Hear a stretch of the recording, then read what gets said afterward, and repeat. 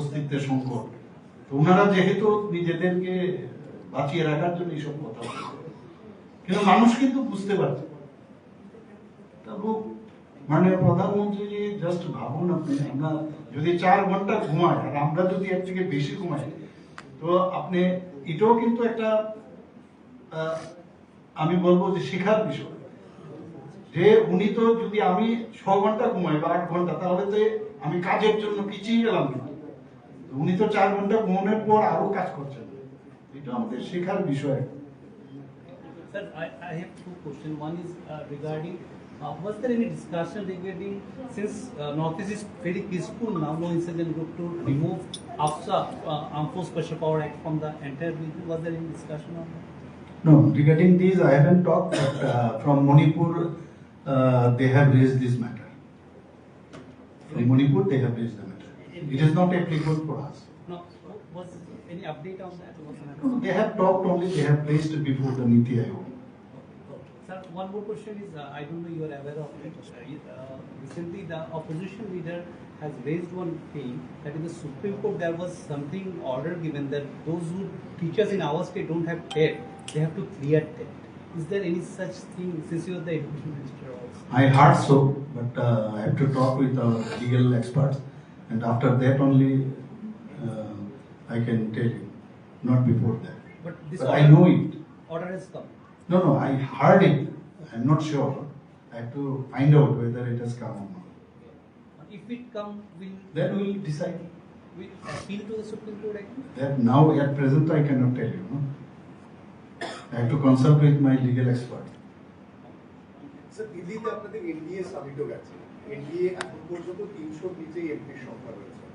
একটা জল্পনা শোনা যাচ্ছে তৃণমূল কংগ্রেসের বেশ কিছু সাংসদরা ইতিমধ্যে এনডিএ কে সমর্থন করবে এবং সেই সম্বলিত একটা চিঠিও বিভিন্ন জায়গায় ঘুরছে সংবাদ মাধ্যমে।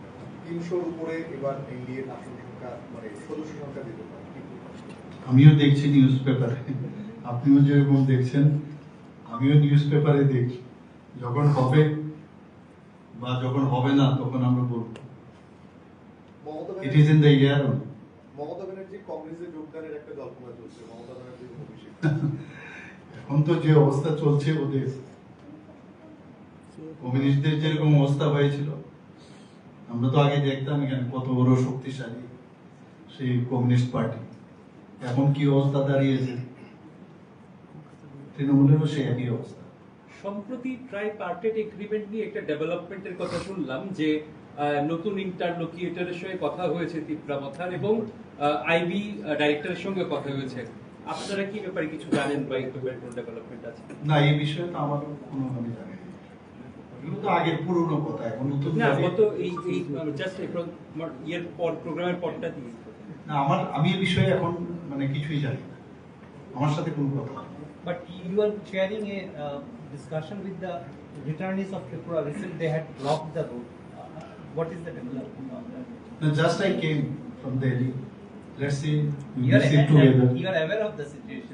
Of course, I know it, and from Delhi I have directed them, and our this tribal welfare minister, he already had talked to them. So I told him that you tell them that I am ready to talk to them. Unnecessary, why they will disturb the people. Border security নিয়ে এর মধ্যে বেশ কতগুলি event গেল। সম্প্রতি দিল্লিতে BSF বিজিবির বৈঠকও হয়েছে। ত্রিপুরার পক্ষ থেকে বা সরকারের পক্ষ থেকে কি কি প্রপোজাল আপনারা রাখলেন? না, এটা তো ধরুন আমাদের বর্ডার আমাদের জন্য খুব ইম্পর্টেন্ট, কারণ আমাদের প্রায় 1000-এর উপরে আমাদের পুরো ত্রিপুরার বর্ডার। এর মধ্যে 850 বর্ডার হচ্ছে বাংলাদেশে, মানে 3 দিকে আমাদের বাংলাদেশ। আর সেই জায়গায় আমাদের আর আসাম আর মিজোরাম, তো সেই জায়গায় আমাদের তো অত্যন্ত মানে সতর্ক থাকতে হয়। তো এর জন্য যে স্মার্ট, আমি আগেও আপনাদের বলেছিলাম যে স্মার্ট ফেন্সিং, বর্ডার ফেন্সিং দেওয়ার ব্যবস্থা, এবং আমি যা শুনেছি যে ত্রিপুরাতে পাইলট একটা প্রজেক্ট হিসাবে এখানে প্রথম শুরু হচ্ছে, এবং এটা হলে ভালো।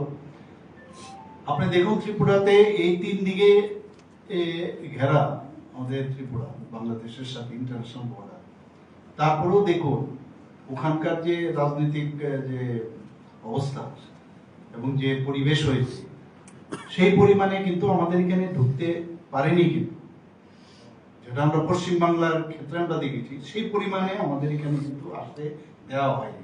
প্রথম থেকে আমরা নজর রেখেছি। কাজে এখানে আমাদের খুব দরকার এই ধরনের, কারণ অনেক পুরনো যে ফেন্সিং গুলো আছে অনেক পুরনো হয়েছে, বিষয়গুলো নিয়ে বিস্তারিত আলোচনা হয়েছে। স্যার, আমার একটা প্রশ্ন ছিল। হ্যাঁ, একটু ভিন্ন প্রসঙ্গে। আপনি শান্তিনিকেতন মেডিকেল কলেজে যে প্রথমে ভর্তি হয়েছে সেটাতে ম্যাজিস্ট্রেট পর্যায়ের তদন্ত নির্দেশ দিয়েছে। পুলিশ তদন্ত করছে, ম্যাজিস্ট্রেট পর্যায়ের তদন্ত শুরু করেছে। কিন্তু গতকাল থেকে আমরা দেখছি এই ঘটনার একেবারে যদি প্রাইম এভিডেন্স হিসেবে ধরা হয়, তার যে রুম, তার একটি ভিডিও ভাইরাল হচ্ছে। সে বলছে মনীষার সঙ্গে তার লাস্ট কি কনভারসেশন হয়েছে সুইসাইডের আগে পর্যন্ত। এটা তো প্রাইম এভিডেন্স। এই ধরনের একটা ভিডিও ভাইরাল হচ্ছে, অথচ ম্যাজিস্ট্রেট পর্যায়ে তদন্তের নির্দেশ যখন রয়েছে, সেটা তদন্ত কি প্রভাবিত করছে না পুলিশ বা ম্যাজিস্ট্রেট পর্যায়ে? দেখুন, আমি কি ভাইরাল হয়েছে আমি দেখিনি এটা। আমার তো আপনারা জানেন আমি দিল্লিতে থাকা সত্ত্বেও আমি সাথে সাথে বললাম যে এইগুলোতে আমি কোনো সময়, আমাদের সরকার কোনো অবস্থায় এগুলো বরদাস্ত করবে না। যা সত্য সত্য বেরোবে, এবং পুলিশও দেখছে আর ম্যাজিস্ট্রেট পর্যায়ে এবার সম্মিলিতভাবে ওনারা করবে। কোনো জায়গায় কোনো ধরনের যদি কোনো দেখা যায় এর মধ্যে কোনো কৃষি ম্যাটার্স আছে, কাউকে জানা হবে। পোস্টমর্টেম রিপোর্ট সবাইকে ধন্যবাদ। এটা কি পোস্টমর্টেম রিপোর্টটা সম্পর্কে আপনি মানে এগুলো আসলে আসবে, এখন তো দরকার হয় না, অনেক সময়